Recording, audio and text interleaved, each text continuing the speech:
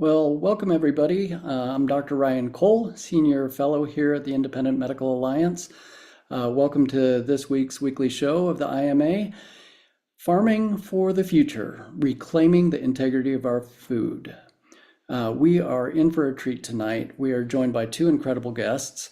They say never meet your heroes, but in this case, I'm glad I got to meet one of my heroes. My little farm out here in Idaho is inspired by our first guest, who is Joel Salatin. He is a visionary farmer and owner of Polyface Farms, whose work has transformed the way we think about local regenerative food. And we're also joined tonight by my friend and colleague, Dr. Brooke Miller, also an IMA Senior Fellow in family practice, also a cattle rancher, and immediate past president of the U.S. Cattlemen's Association.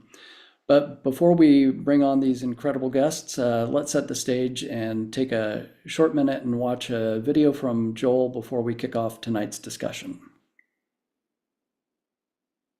My truly current policy rant, and it's getting some traction. I'm not reluctant to let it go very public that I am seeking a 30-minute pitch platform with Trump. There it is. Everybody knows. And there are some people in very high places that are agitating for that. For what? Very specific. A food emancipation proclamation. What does that mean?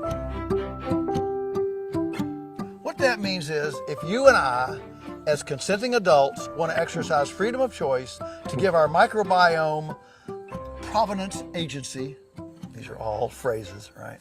We should be able to engage in a food transaction without asking the government's permission.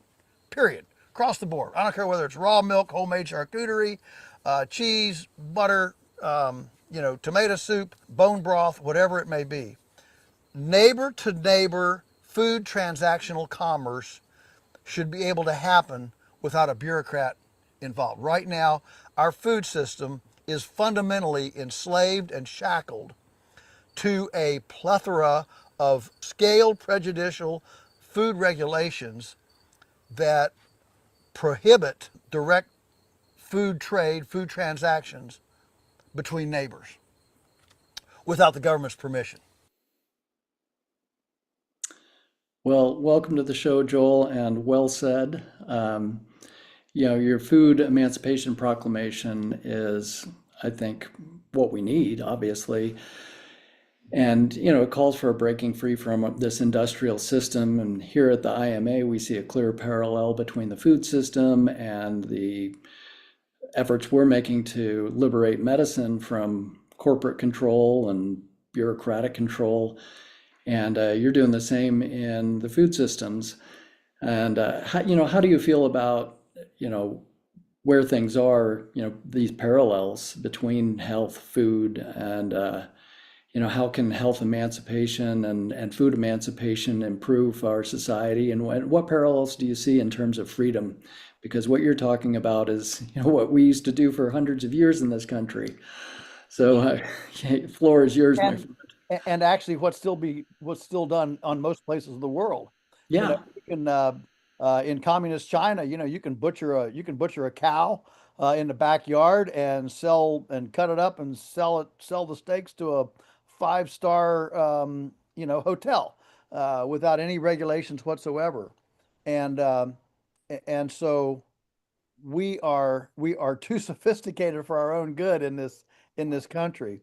And so we've got AOC and Bernie Sanders running around the country saying we got to stop the oligarchy, got to stop the oligarchy, And the way to stop the oligarchy, the only thing they can imagine, and I'm not trying to be partisan here, I'm just saying that in their minds, the way to stop the oligarchy is with a bigger government bully than the oligarchy. Well, we've been trying that for 125 years, ever since Teddy Roosevelt. I call him Teddy Rooseveltsky because he was a socialist. But anyway, he gave us the Food Safety Inspection Service, which at that time, there were 7 companies that controlled 50% of America's meat supply. Today, we've got 4 companies controlling 85% of our meat supply, and that's after government involvement. And the people that asked for government oversight didn't realize that they thought that government agents would actually look over those, those no trespassing signs and across the guardhouses and actually protect them. And they didn't know that the bureaucrats would go to bed with the industry. And that's exactly what's happened. So we have a completely, incestuous fraternity here that is controlling our food supply. Meanwhile, we've got farmers aging out. The average farmer is 60 years old. We've got a generation of young farmers needing to get in, and we've got a generation of consumers who are eating processed food, convenience food, and in order, nobody wants a cow into their house. They want stew cubes. They want a T-bone steak. They want ravioli.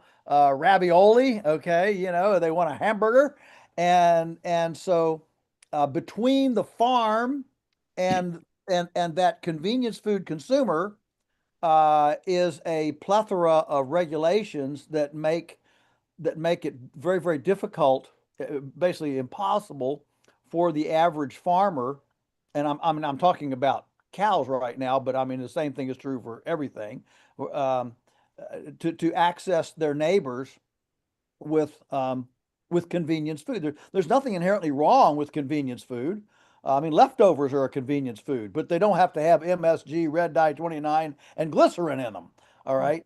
Or the other 10,000 chemicals that American processors put in their food. So in the last 80 years, the farmer's portion of the retail consumer dollar has dropped from 50 cents on the dollar, not quite, just almost 50 cents on the dollar, down to now 8 cents on the dollar.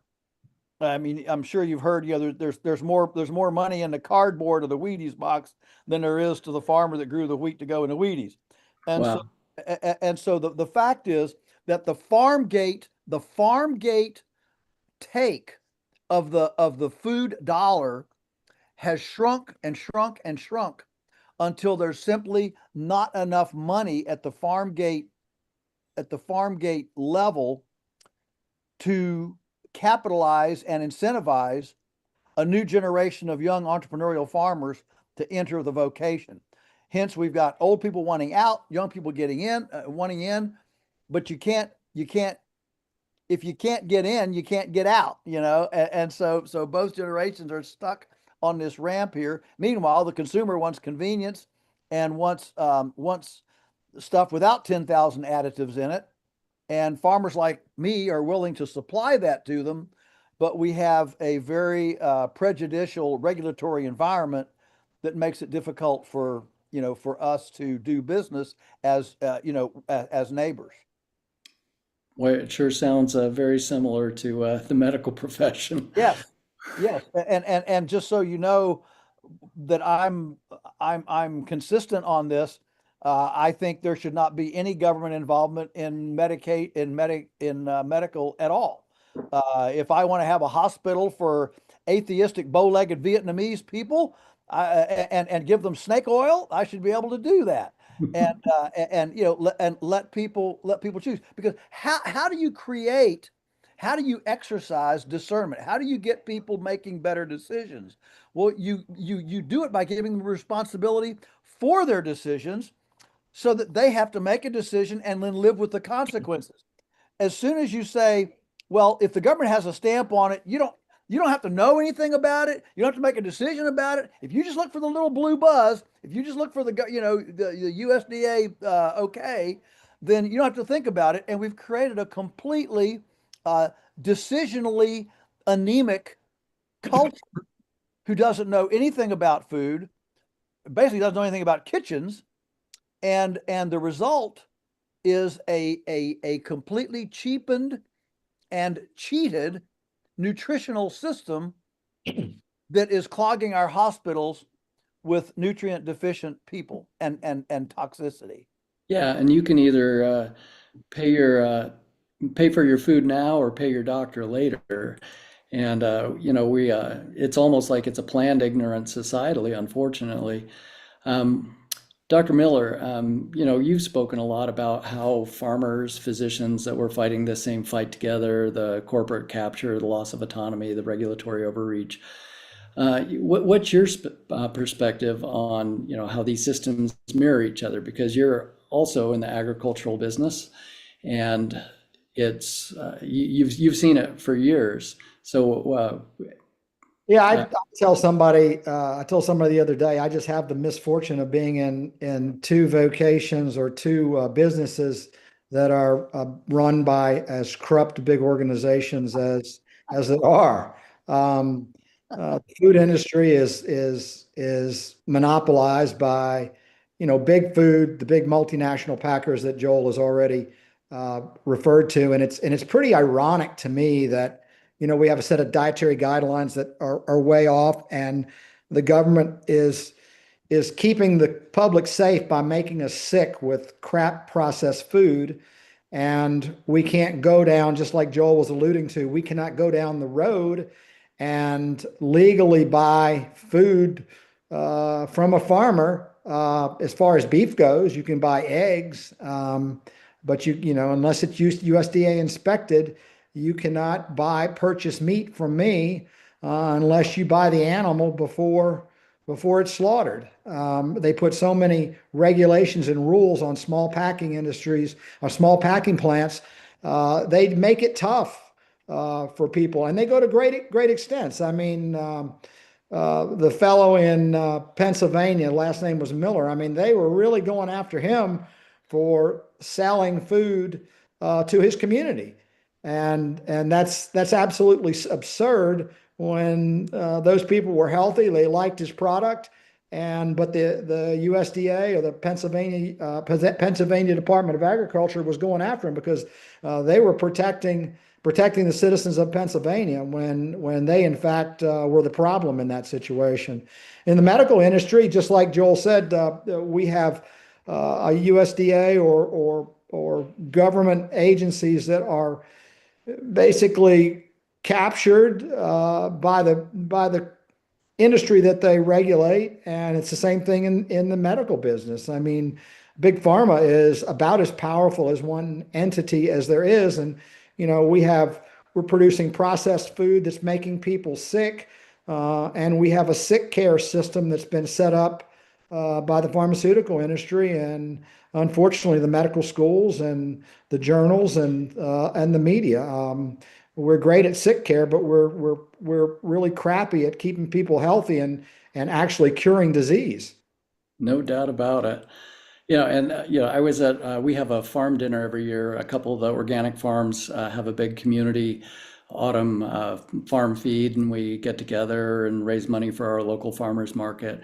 I was sitting next to the buyer for one of the local organic co-ops here in town. They have two grocery stores, and we're in the midst of our apple harvest right now here on the farm. We'll probably bring in a couple of tons of apples, and I press a lot of cider.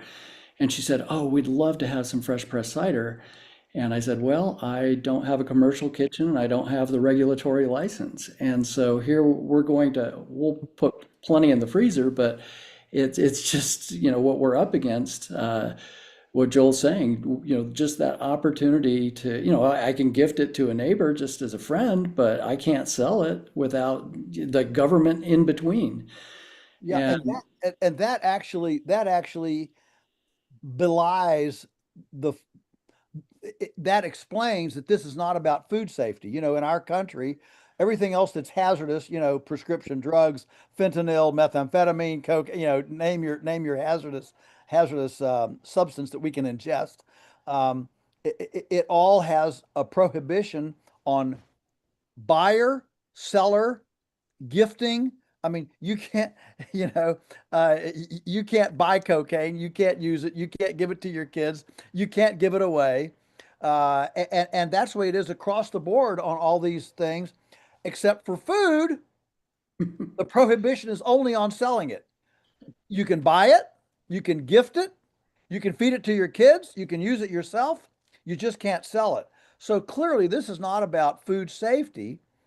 And, right, and when I say my Emancipation Proclamation, I'm not talking about being able to sell into Walmart or export to Sri Lanka or anything. right. I'm suggesting that as two neighbors, who I mean, I mean, obviously, I'm interested in more than neighbors, but basically, people who know each other. Okay, where there's a relational marketing, not just a label. Where it's called legally, it's called an end user. So the farmer's selling to an end user. Uh, the the inherent platform of that transaction is relational. It's not like walking into Walmart and looking at a bunch of labels and wondering, what this is all about. There's a direct the people that buy, Brooks beef there at Ginger Hill Angus. Those people, a lot of them have probably visited the farm. Brooke, you probably know a lot of them by name, and there's a there's a contextual relationship there, and same thing for us. But when you buy a McDonald's hamburger, it has pieces of 600. Did you hear that right? Pieces of 600 animals in it. So when you start talking about risk, there's a lot more risk there. And I'm not asking to eliminate Federal Safety Inspection Service, for that.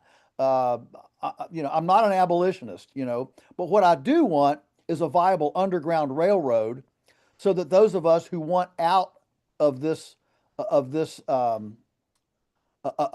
the government stamp can get out from under the government stamp. That's what I'm suggesting.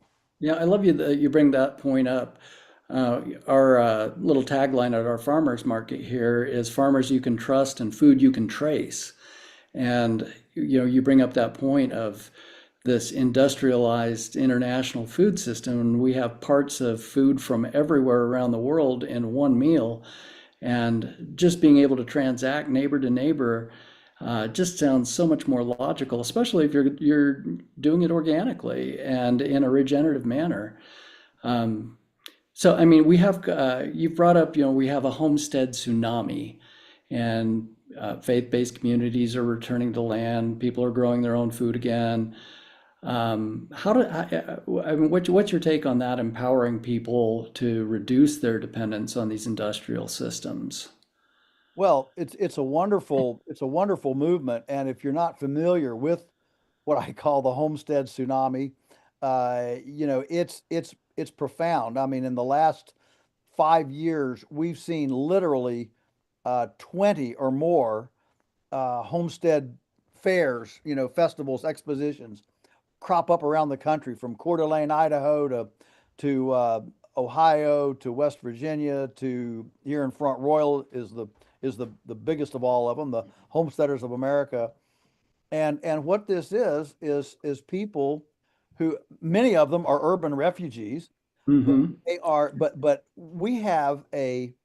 um, we have an amazing lack of trust right now in our major institutions. There is a crisis of trust in this country. We don't trust the Fed, we don't trust politicians, we don't trust, big business, big ag, big pharma. I mean, now, the latest survey I saw was something like 28% of people don't even trust their doctor. Okay, so Hmm. so we've got this crisis of trust, and so what's happening? The result of that crisis of trust is, well, who can you trust better than yourself? And so if you're able, if you can, then you exit the system.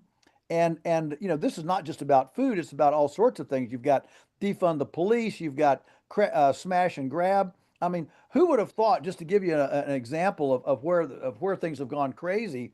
If you'd have told me 4 years ago that we could ship eggs by UPS to Baltimore, Philadelphia, and New York cheaper than they can buy them at farmers market, I would have told you, what? You're nuts. You're crazy. But we can now ship eggs nationwide into urban centers cheaper than they can get them at farmers market, because in these, I'm not trying to be partisan, but in these blue, these dysfunctional urban centers, the cost of doing business is so high, from minimum wage requirements to taxes to regulations to toll roads to, I mean, just everything, workplace requirements, building inspection. The cost of doing business is so high that it has literally priced out the local farmers almost from their community. So here we are on a dirt road in a backwater conservative area, no crime, low taxes. And we can now, I feel like the new colonialism, we can now ship eggs anywhere in the country to an urban center cheaper than they can buy them from their farmers markets. And the homestead tsunami is happening because people look around and there's kind of this intuitive understanding that if the wheels fall off, I don't want to be in the middle of a city. I want to be out where I can cut some firewood, build a teepee, shoot a deer, build a fire, and that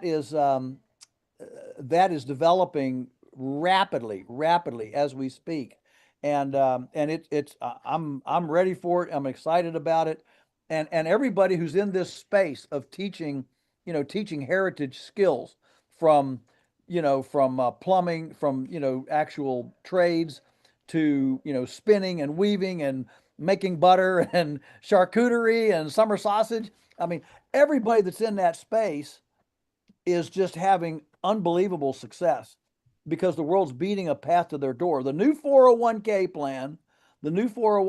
plan, is either knowing how or having a relationship with somebody who knows how to grow things, fix things, and build things. That's the new 401k plan. 100%. And AI will never do those things. And we're in this era of technology, and people have lost those basic skills of our ancestry, basic skills of our humanity. Hey, Brooke, what do you think of? I want to comment on something Joel said. Just about I can't think of anything that he said that I disagreed with. He's talking about 28% of people don't trust their doctors. I would say it's higher than that. It's 60% actually, if you look at the I would JAMA say, study. and I Yeah. would say that is pretty much, I mean, we draw a patient population from a large area, and many of those people that he's talking about, the homesteaders, the ones that don't trust their doctor, the people that are actually interested in growing their own food or buying from someone that grows their food locally, they're interested and more educated on how to stay healthy and keep healthy than 99% of the people with college degrees who are working in the 9 to 5 rat race and part of the traditional system. But those people are coming to us. They're extremely healthy. They know how to be healthy. They know what to eat and what not to eat. They know what to put in their body and not to put in their body. And it's refreshing to see so many people that have figured it out independently on their own. It's just like, the COVID-19 pandemic. I mean, Ryan, I had patients coming into me that had no education at all, none, and they figured it out. They figured it out on their own. And, they were looked down upon by these Harvard graduates or, people with, doctorates and this and that as being ignorant. And guess what? They're healthy, they're doing good. And a lot of those people that are more highly educated that we're looking down on them are not doing so well right now. So what do you think it is that drives that self-reliance mindset, both in medicine and agriculture, compared to, I guess, those that are still asleep? I'm still trying to figure that out because you're exactly right. It was those with the PhDs that were most likely to acquiesce to the COVID tyranny, as it were, and yet we have. I think people that choose to live in rural America are naturally more self-sufficient and more independent. And they make decisions on a daily basis. And they have to, they have to do their own plumbing. They have to take the trash out and take it to the dump. They don't look for services. They look for self-independence and self-reliance. And they have to use their brains to figure things out on a day-to-day basis. Right. Yeah, I had a little thing I was welding today. Not looking down my nose at people that live in the city. Oh. A lot of extremely smart and independent and self-reliant people live in the city. But typically the percentage of people that live in rural America are a lot more self-reliant than city dwellers. Right. Yeah, and Dr. Brooke, I agree with you 100%. I'd like to add just one thought to that, and that is that the people in the country are surrounded most of the time by things that God made.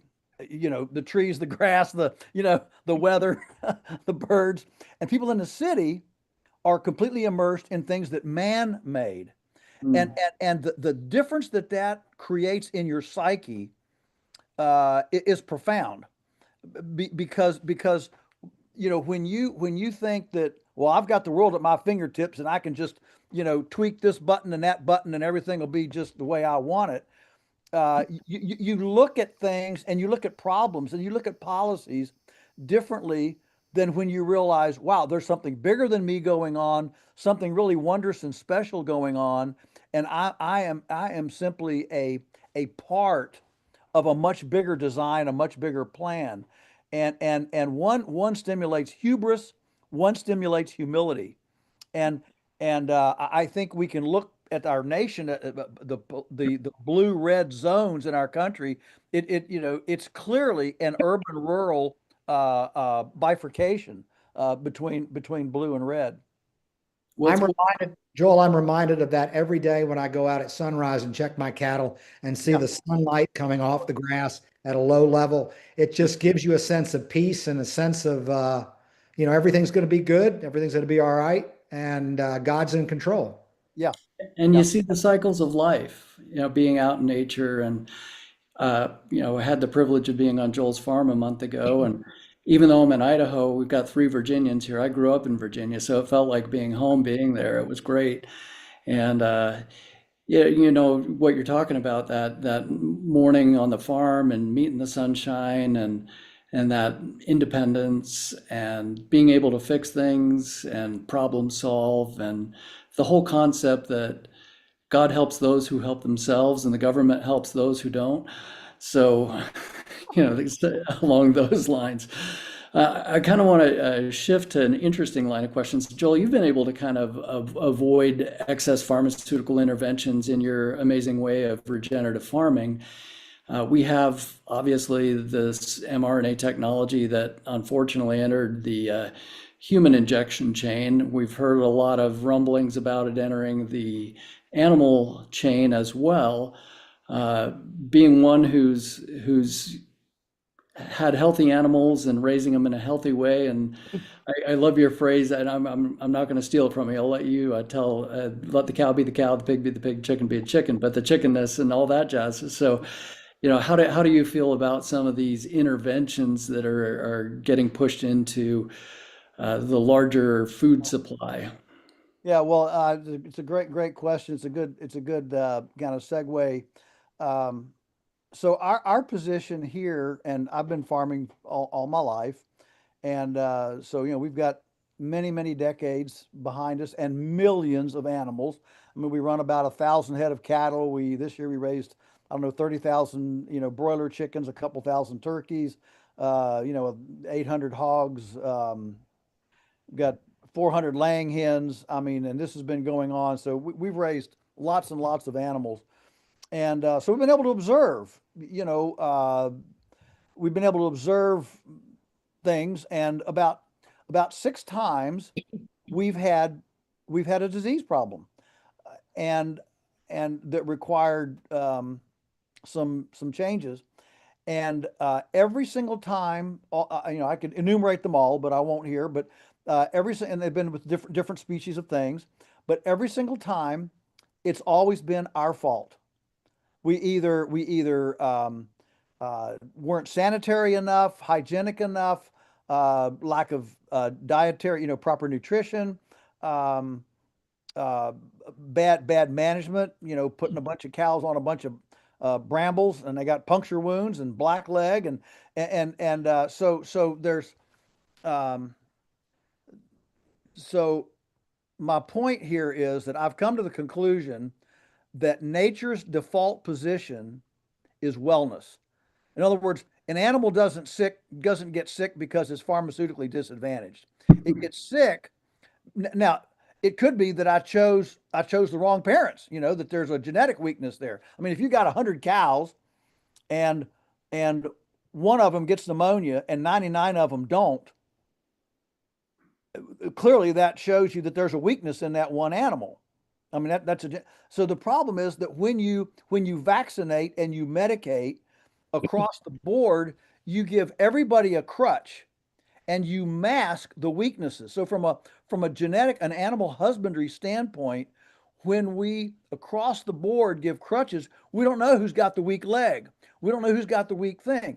So I mean, that's why, like, for example, right now, I mean, in the back earlier this spring, we had this whole, bird flu outbreak, millions and millions of birds.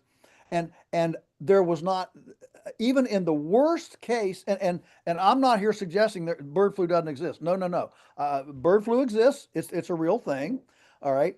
But I don't know a single place, even in the most terrible outbreak, it never killed all the chickens. Right. Even in a 20,000 bird house, even in the worst one, there were still a couple hundred survivors that never got it. Now, why on earth would anybody suggest that we should kill those 200 survivors when anyone who knows anything about genetics would say, man, let's keep those and breed them? I mean, obviously they're resistant. Let's breed them, and we can breed this out in a couple generations. I mean, chickens go fast as opposed to cows. So you could breed 10 generations of chickens in about 5 years. So the ability to deal with that is very rapid. So here we're all about how do we make a habitat that allows the cow to express her cowness, the pig its pigness, and create a habitat that makes a happy animal. In our culture, Ryan, we don't ask how to make a happy animal. We ask how to grow it faster, fatter, bigger, cheaper. I mean, as a culture. Right. That's our goal. And I would suggest that the first question we should ask is, how do we make happy animals? What's interesting is that in all the, the 5-star restaurant stuff that we've served over the years, we have learned that all of our meats cook 15% faster than store-bought, than conventional. Well, why? Well, because when an animal is stressed, either dietarily, hygienically, genetically, climatically, or managerially, okay? When they're stressed, they secrete, cortisol. That they just secrete adrenaline, okay? And what happens when you secrete adrenaline? Your muscles tighten up. That's how a 100-pound mom can pick a car up off her toddler. But afterwards she's shaking and tense and right. And so these animals in these situations are going under stress with this drip, drip, drip of adrenaline, and ours go happy. So the question is, can you eat happiness? I suggest, yes, you can. You can eat happiness and you can eat stress. We don't have studies to show if you can measure that in human health or not, but knowing how much we don't know about these kinds of relationships, I would suggest that your microbiome is intelligent enough to know when it's enzymatic cousin, fatty acid cousin comes through your mouth gateway, and the cousin comes. Your microbiome, everything that it knows about the world comes through your mouth. Your mouth is telling your microbiome this is either a happy place, a vicious place, a terrible place, an evil place.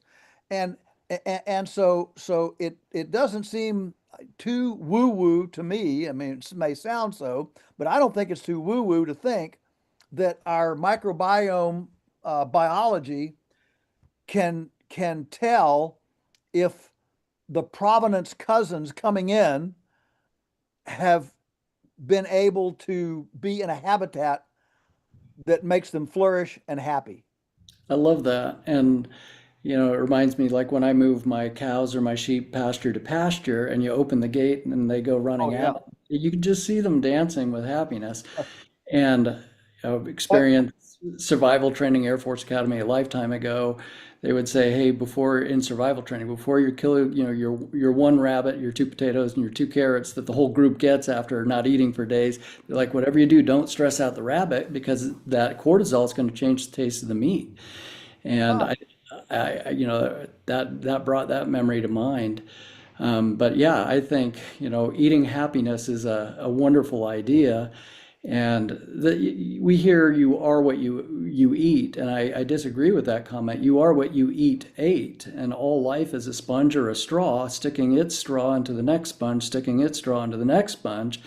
And so if you're on happy earth and have happy animals that are living happy animal lives, that food is just so much better.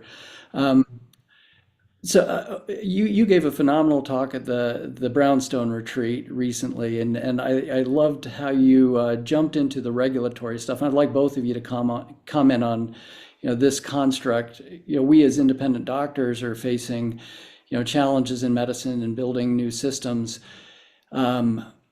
What about private membership associations in terms of maintaining freedom, you know, emancipating our communities, basically? Or are there blueprints, both Brooke and Joel, are there blueprints for how, we can practice independently? And I couldn't find my T-shirt. I have your T-shirt, Joel, that says everything I want to do is illegal. It's somewhere in my laundry. I was going to wear that one tonight. But just this idea of how do we emancipate ourselves from these hyper regulatory systems, be it medicine, be it agriculture, whatever. What are some ideas in that regard? well, the Private Membership Association, the PMA, has been one of the darlings of the kind of guerrilla marketing movement. That's what when Dr. Brooke was talking about Amos Miller in Pennsylvania, that's what Amos had, and his fatal flaw was that he got careless about having all of his patrons sign the paperwork. To have these, you've got to have a two-way transactional paperwork trail. And he got along. It was going so well, and so he just started going well. It turned out about half of his clients had not signed the PMA documentation, and Hmm. that was a fatal flaw. But beyond that, I just found out about a couple out in, I think it was Wisconsin, father-daughter dairy situation, and they went to a PMA, and to get out of they were trying to sell cheese and milk and butter and kefir and ice cream, and they just could not punch through the dairy regulations. They just could not get, and ice cream and all that. I mean, that all gets pretty involved. And so they just withdrew from all their inspections and went to a PMA. And a government agent came undercover and talked to her, and she said, "Yeah, you're welcome to join the PMA. Here's the paperwork, blah blah blah." Well, he came the next week when she was gone, talked to her dad, who's 70 years old, and said, "Hey, I was here. Your daughter gave me the paperwork, blah blah blah." And so dad didn't. He assumed he filled out the paperwork, sold him some butter, and next thing they know, now they're in criminal court for violation of dairy regulations. So where I'm going with this is PMA has been one avenue, but it is coming under more and more attack from government agents. Remember, it's not what you call it that makes it true; it's what a judge calls it. Hmm. So you can say all day, we're a private system, we're out of the blah blah blah. But boy, when you thumb your nose at workman's comp, you thumb your nose at the IRS, you thumb your nose at OSHA, Occupational Safety Health, you thumb your nose at Fair Labor Standards Act, you thumb your nose at Social Security, thumb your nose. That's a lot of agencies to thumb your nose, and they don't like it when you do that. So the PMA is really under attack now, and I've just heard a couple of the gurus that promote PMA say, we will help you. Just remember, if you start a PMA, you've just put a big red target on your back, and so it's an issue. Another there's a lady in North Carolina who has started a 501c3 food church. You join the church, and that gives you the privilege of being able to get food, through the church. And so far, she's surviving. But boy, she is a pit bull, and spends 20 hours a day reading, maritime law and all this stuff. And how many of us farmers want to spend our day, reading reading the Magna Carta, really? And so that's one. A real clever one that I've heard lately. This is really interesting, is because of the internet now, you can easily offer a course. So there are people offering a butchery course for $300, and the course materials includes 30 pounds of meat. And so the meat is free. You can give it away as part of the course material. You're not selling anything, and it's a way to circumvent. So there are all sorts of things, kind of, obviously you're probably familiar with herd share in milk, where you buy part of the cow and you own part of the cow. There are all sorts of things going on, but they're all, you got to kind of be a paralegal just to start, just to feel comfortable getting going, and it's just hard. So that's why I'm pushing the food emancipation problem. I can't imagine anything more Trumpian than him coming out and offering a food emancipation proclamation. That just sounds like Trump. People ask, well, will it be legal? Well, I don't think he cares. I mean, he's issued so many executive orders. Half of them are, in the courts now. But I think the allowing a person to transact a food a transaction with a neighbor is just It's freedom, Joel. It's freedom. Yeah, You can't have yeah, true freedom without it. yeah. I mean, we as a society, if we cannot do that, we're not truly free, and the government has too big of a thumb, and we just need massive deregulation, both that are harming small farmers and small ranchers and small packing companies, and also we need legislation that will protect doctors and healthcare providers that want to exit out of the system. The problem is we've as a nation, we've come to believe that healthcare is a right and a free. And if healthcare is a right, then is it your right to impose your will on me and make me take care of you against my will or without any just compensation? If food has to be cheap. Well, guess what? Food is cheap, especially when you consider what everything else costs. President Trump right now is trying to lower the price of beef by using imports. Well, you can go to Costco and buy a pound of hamburger for $6.50. If it's on sale, it's probably cheaper than that. You can't buy 2 candy bars for that. You can't buy a 6-pack of Pepsi. The power of beef and the power of natural food to reverse chronic disease is absolutely incredible. It will reduce healthcare costs. It will reduce healthcare costs both individually and as a nation. And we just have to enact legislation. The problem is the big food corporations, the big packers, they have the lobbyists, and they write the rules and the regulations for the legislators. And the people that work in the bureaucracy go to work for them after their bureaucracy career. So we have to stop the revolving door. And it's not going to stop unless people rise up and demand it. Voters, politicians look at 2 things. They look at votes and they look at money. And farmers and ranchers don't have the money. But if people realize what's going on, they should rise up and vote in people that truly have their best interest at heart, not special interests. It's crazy that the president is trying to lower the price of beef in the grocery store right now when we have a government mandated checkoff to increase the price that farmers get and increase our ability to make a living, that they mandate that we pay $1 every time we sell an animal. yet now they're actively trying to lower food prices in the grocery store. Does that make sense? No, Yeah, no. lots of things there to tease out, and boy, I love the fact that you brought up that this right thing. You know, we have this food is a right.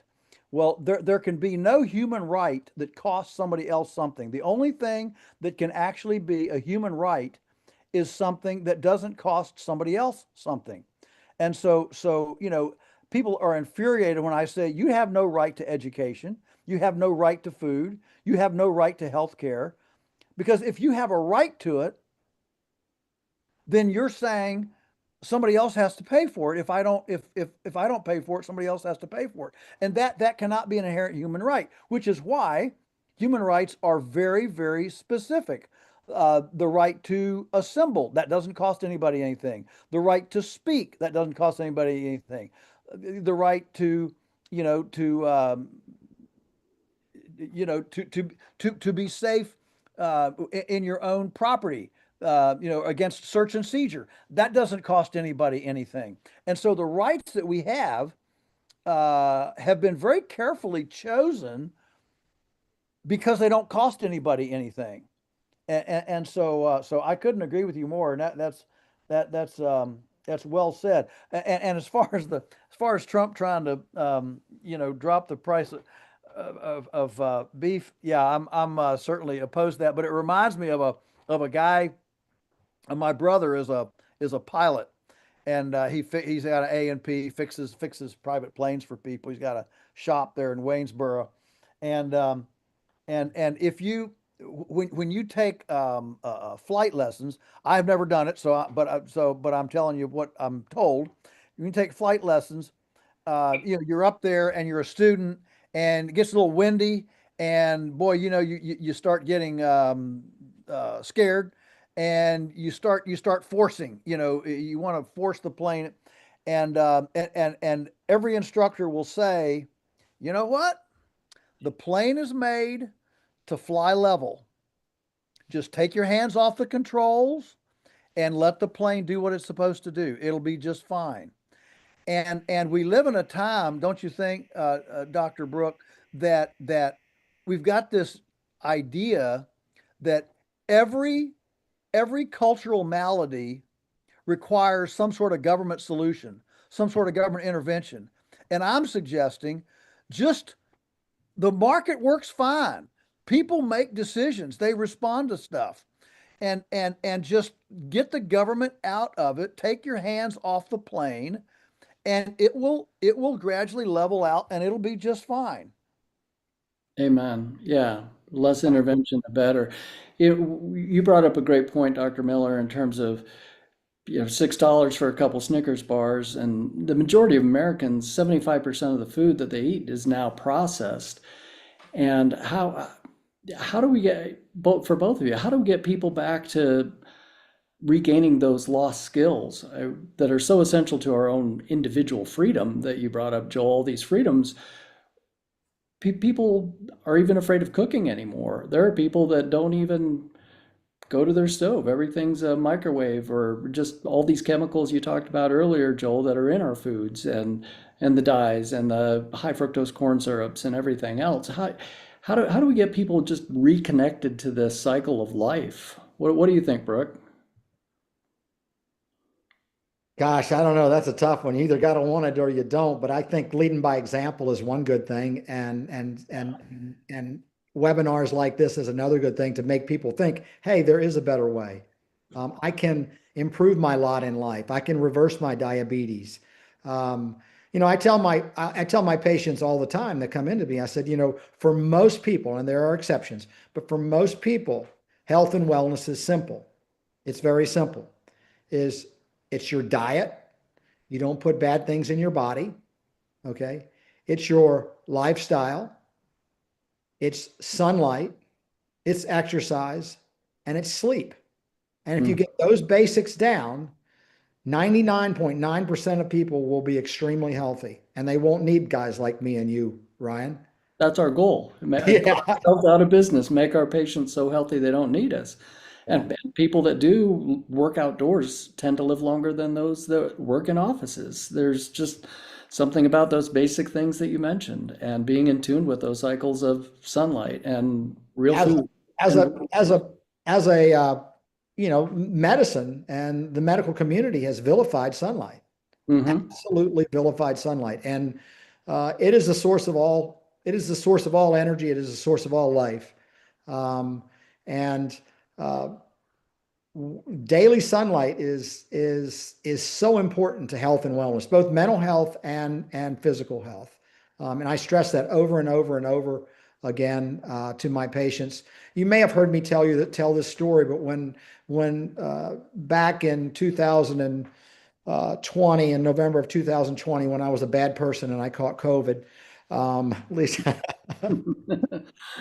I was artificially inseminating some cows, and we were shipping cattle that we had sold, and small farmers and ranchers, the buck stops with them. They don't have a bunch of people that work for them, and I woke up one morning and I was miserable.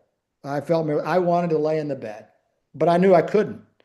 And I got up and I went outside and I breathed fresh air and I got in the sunlight, and within a half an hour I felt a million times better. So that's when I learned about the power of sunlight in myself. And then lo and behold, research shows that, sunlight, a mitochondrial ATP production and immunity. But sunlight, that just beat it home for me is the power of sunlight and the power of the sun. And that we in medicine should not vilify the sunlight. That's for sure. Yeah, we need hydration, we need water, we need sunlight. Mhm. We humans are simply plants with complicated emotions. So yeah, we're bumping up against the hour, unfortunately. Well, I know we could talk for a super long time. I just have one last question for Joel, because he's brought up the concept before of a functional underground railroad to free farmers. And if anyone hopes you get those 30 minutes with President Trump, it's me, because I think you could, show him what we really could do with real food and that just neighbor to neighbor transaction. But with this underground functional underground railroad to free farmers, what would that look like, or how could we start building it? Just like we're trying to build independent medical systems with the Independent Medical Alliance, how do we do that with our food? Yeah, well, unfortunately, the incrementalism is difficult here because because the regulations are they're pretty stringent. I mean, I can't sell a T-bone steak from a cow born and raised on our farm without exporting it from the county to a processing facility and re-importing it to the county to sell to a neighbor across the fence. Uh, Wow. and we start talking about carbon footprints and the energy and food, and I mean it's obscene. So unfortunately, when it comes to dairy, poultry, and meat, this is all federal. So there are some wonderful cottage food laws in the country. Maine has the best one. It has the Food Sovereignty Act. Wyoming has a good one. Utah, Kentucky. There are lots of really good cottage food laws, but none of them touch dairy, dairy, meat, and poultry, Hmm. because that's all at the federal level. And so I'm I don't know. I'm open to new ideas, but because of that, it's very hard to be incremental. It's very because Maine tried to do it. Maine tried to make it basically do what I'm suggesting, to let neighbor to neighbor transactions happen if you wanted to. Well, as soon as they did that, the USDA went in and said, we're going to pull all of our inspection from Maine, and Maine won't be able to sell one item across the state line. Well, of course, the governor buckled quickly and uh, and gave in. So that's what's happened in all these state initiatives around the country, and the federal has such a lock hold on this that uh, I don't know where we go from here. Now, one of the best ones right now is Congressman Thomas Massey's Prime Act, and what he's trying to do is get a federal okay that if a state so there's no mandate here. All it gives permission for is if a state wants to grant permission for custom processed meat to be sold by the cut, the state can do it. They can't ship it out of the state. It's all within the state. But if a state wants to do it, they can. And think about something. I mean, you would think that something like this, that's as basic and straightforward as that, you would think it would get traction. But no, I mean, it is the sky is falling, henny penny. We're all going to die, and we're all going to get sick. And I mean, it's like our Virginia Commissioner of Agriculture pulled me aside a couple of years back. We were doing a cottage food bill here in Virginia. He pulled me aside. He said, Joel, he said, we can't let people choose their food. If we did, we couldn't build hospitals fast enough for all the sick people that got bad food from dirty farmers. And I'm sitting here thinking, well, dear sir, we can't build hospitals fast enough now for all the people that are getting food that you say is okay. And but this is the mentality. So what I can say, what I would encourage everybody that's listening is, don't go to the supermarket, don't buy at the grocery store. Michelle Obama, for all her faults, was right. Know your farmer, know your food. Opt out. Start patronizing everything that is as far away from the industrialized fraternity as possible, and those dollars will add up when you buy a beef from Brooke there, or you buy something from us. It lets us live another day. It allows us to stay in business, and it defunds the oligarchy. And there is a very active a very active alternative from farmers markets to roadside stands to on-farm sales to shipping. Now we ship nationwide. That's changed a lot in the last 10 years. And so there are a lot of alternatives out here to let you opt out of the system and fund a closer, relationally oriented, shorter chain within the food system. And that's what I encourage everybody to do. Fantastic. Joel, they not only are allowing me and you to stay in practice and thrive, but they're assuring a good food source for themselves, and they're also getting a better, healthier product, in my opinion. Yeah. No question. Absolutely. Yeah, and it's pay your farmer now or pay your doctor later. And if support your local farmer. If you love a farmer, raise your hand, and if you don't love a farmer, then raise your standards. And so I see Lynn has popped on here and has some questions from the audience for us. So we'll turn it over to Lynn and let her pick our brains for a moment. Great. Thank you, Dr. Cole. Lynn Christensen here, Communications Director with IMA. I'm filling in for Autumn tonight. This has been a great conversation, very popular topic, and I think a lot of our audience might be part of this homesteading tsunami that you've been talking about, because we've had so many great questions. I know you guys touched a little bit on vaccines in livestock, but a lot of questions have come in about our food supply. So are there currently mRNA livestock vaccinations requirements? Are they in the US? What is the status of it for, cattle being used for humans and pet food, as well as even vegetables or produce injections for the mRNA? As far as I know, there are no approved mRNA vaccines in livestock at current. We hear that they are. It's very opaque. The research is very opaque. It's been a couple of years since I saw a pharmaceutical employed veterinarian who looked at me with a jaundiced eye when he knew that I was a big critic of mRNA technology, and especially in livestock. And he came over and I said, "Well, change my mind. Show me the research that you have." Well, they're going to set up something. Well, it never got set up. He didn't know anything about what he was talking about, to be quite honest. And they probably are doing ongoing research. Now, is that reaching the food chain and food supply? I don't know. I would hope not. But there's nothing that's been approved either on a federal or state level, or all the regulatory bodies have not approved it. Now, it has been used in the pork industry for a while, mRNA. Let me jump in here on this, and I don't want to debate Brooke, but I think I've got a little different take on this. First of all, mRNA vaccines started being used in the poultry industry about 12 years ago, and in the pork industry about 7, and in the beef industry about 3.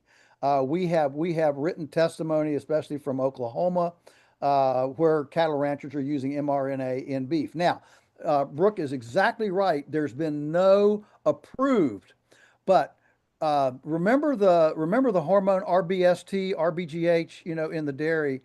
That was in the milk, in the market, in the milk that you were buying for 12 years before it was approved, because it came in under an exempt experimental.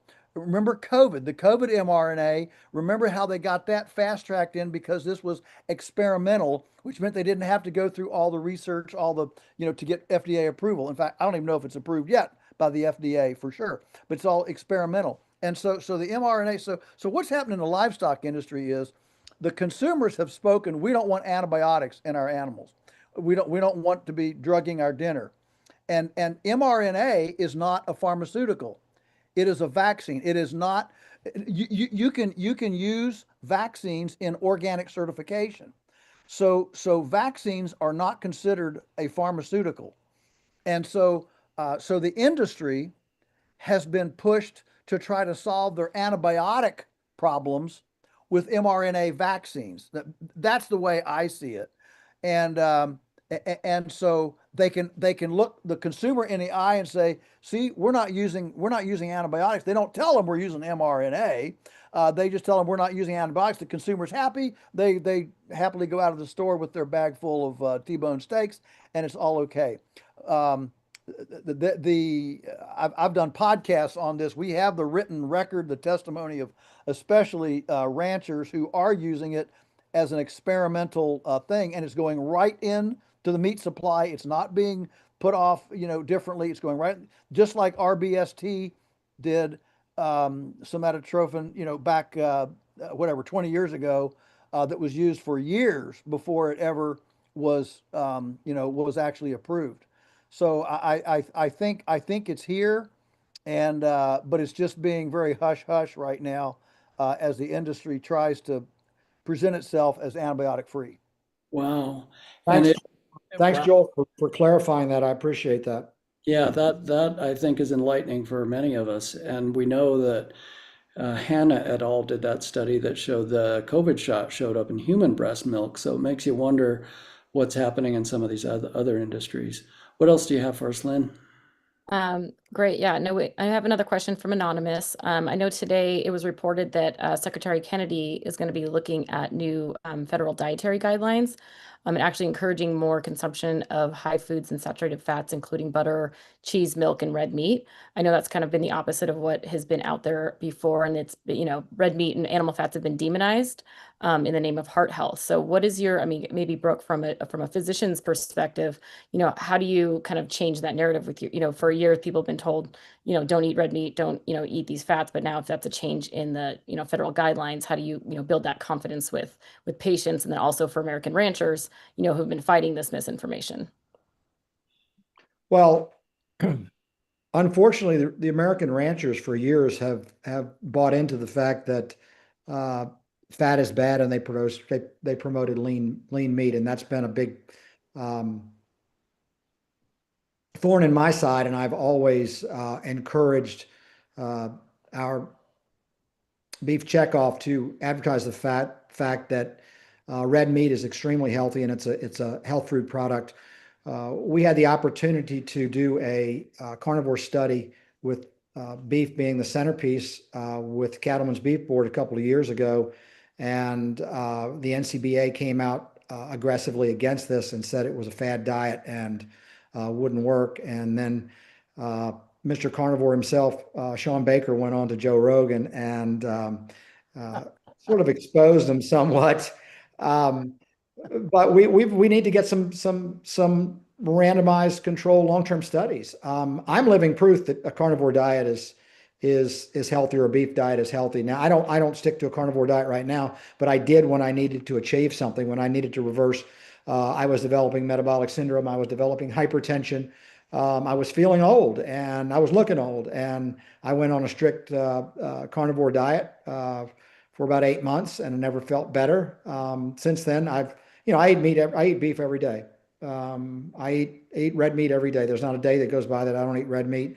I promote it in my practice. I have reversed diabetes and hypertension on a frequent basis in my patients who buy into that and believe what I have to say.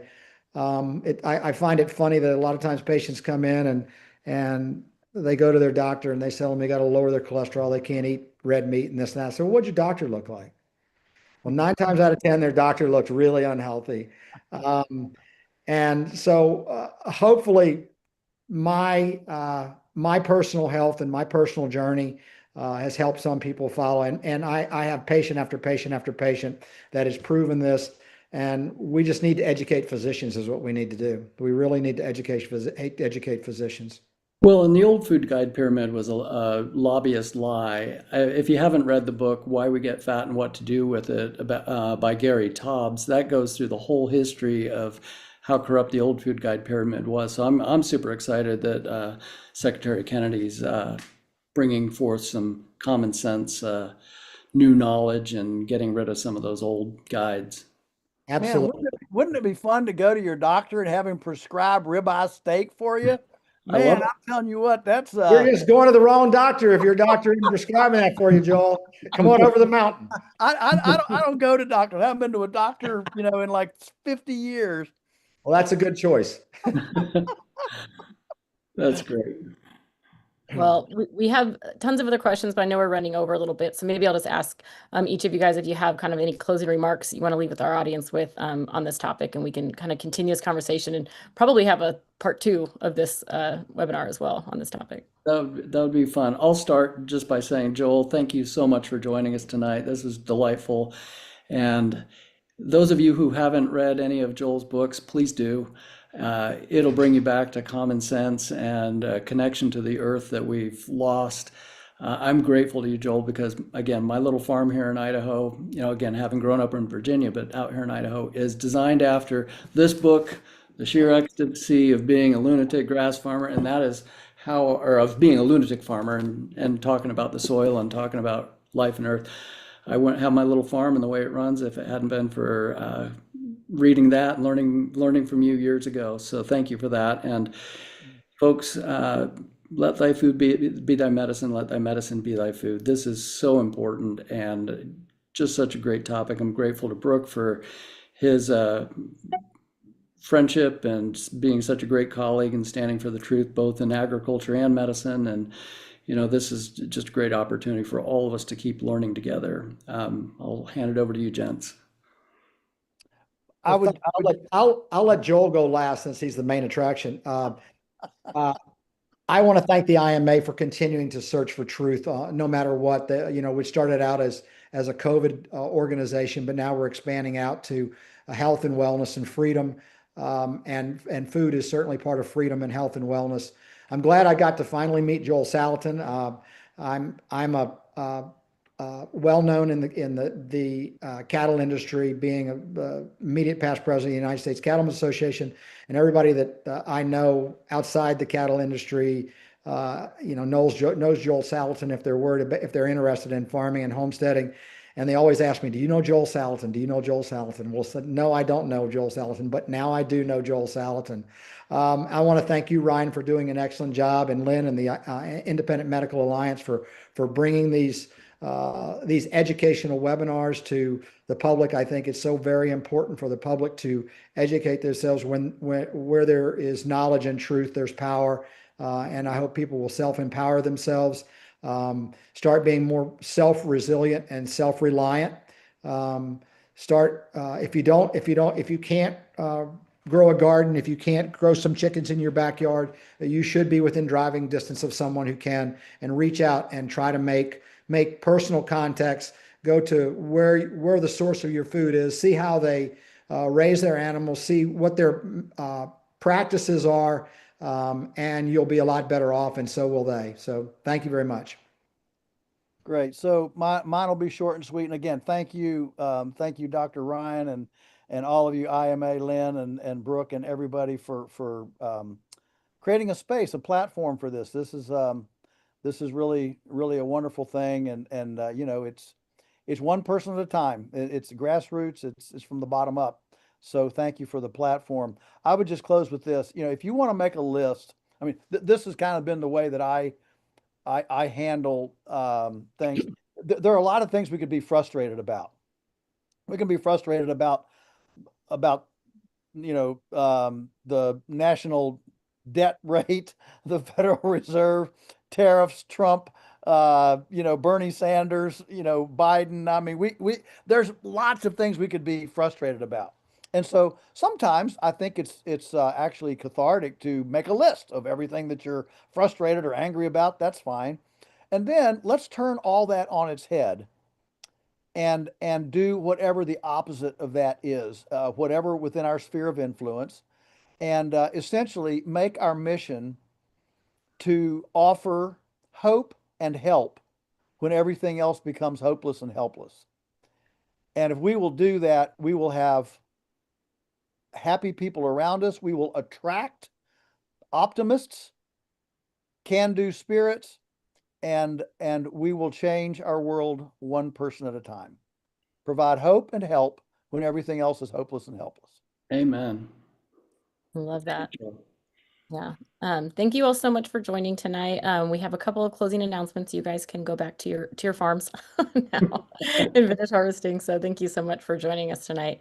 Thank you. One of our first announcements, good night, thank you guys, is that we have Dr. Joe Verone, our Chief Medical Officer and President, recently published an article in Brownstone on obesity, the comfortable collapse, and it's basically a review of how the culture, industry, and incentives have turned a health crisis into a way of life and what it'll take to reverse the collapse. You can read the full article using the short link on the screen, or you can scan the QR code to the full article. We also have a new guide on GERD. It's uncovered. It's an integrative approach by IMA Senior Fellows Dr. Christina Carmen, Dr. JP Salibi, and IMA co-founder Dr. Paul Merrick. GERD is not just about acid. It helps you discover how microbial imbalance, mold exposure, and even low stomach acid can trigger reflux, and the functional strategies that can bring lasting relief. You can download the full guide using the short link on the screen, or simply scan the QR code to get your copy. Next week's webinar, we'll be seeing Rethinking Cancer, the Root Cause Over Routine Care, be hosted by Senior Fellow Dr. Kat Lindley, and it'll feature one of our new Senior Fellows, Dr. Jamie Wazelensko, and IMA co-founder, Dr. Paul Merrick. We'll have a groundbreaking discussion on what's missing in conventional cancer care and how root cause approach is changing lives. Our Journal of Independent Medicine actually is going to be having our latest edition coming out the beginning of November. So we are having a call for papers for the 2026 special editions. We're going to be having 2 special editions that are accepting submissions, one on treating post-vaccine complications, which the deadline is December 31st, and repurposed drugs in nutraceuticals and chronic disease, which has a deadline of February 28th. So if you're a researcher, clinician, or scientist working to advance honest, independent medicine, we invite you to share your work. You can submit your manuscript at the short link or go to journalofindependentmedicine.org. Coming up in a week and a half or so is Children's Health Defense 2025 Conference in Austin, Texas. It's going to be a great event with several of IMA fellows and doctors, and Dr. Joseph Verone, our president, will also be speaking, as well as Senior Fellow Dr. Jessica Rose. So if you haven't already registered, go ahead and get your spot now. It'll sort of be a great event. That's all we have for announcements tonight. Before we go, we'd like to share a short clip from our IMA conference that was in April, Redefining Health, specifically our health and homesteading panel that kind of started to tease this topic a little bit. So we did have Dr. Cole on there as well. So just a reminder, you can watch all of our full panels from our past events. If you go to imahealth.org, click on the community tab, and then select annual conference. Thank you all for attending, and good night.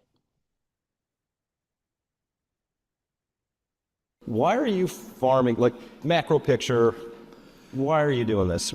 I'm a doomsday prepper. Pithy, to the point, I like it. No, I love the earth from childhood.